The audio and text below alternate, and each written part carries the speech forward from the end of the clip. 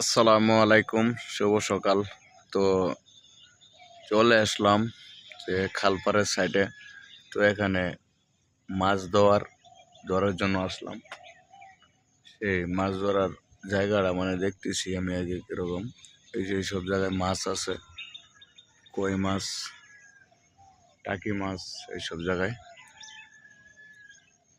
তো আপনারা একটু খেয়াল করে দেখবেন, যে জায়গায় পানি আছে আর ওই গুলডান মারতেছে, একটু পরপর যে গুলডান দেয়, পানি লাড়া দেয়, তো ভাববেন যে জায়গায় মাছ আছে, কারণ এই যে নিশ্চিত আপনার মাছ ধরতে পারবেন।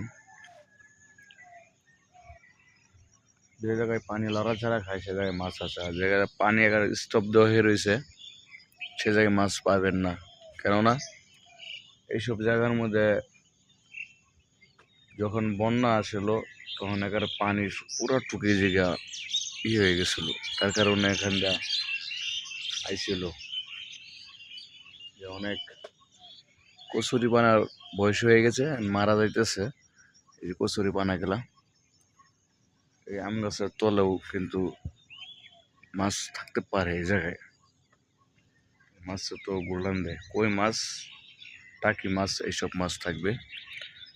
আশা করি আপনারা বুঝতে পারছেন। আসসালামু আলাইকুম।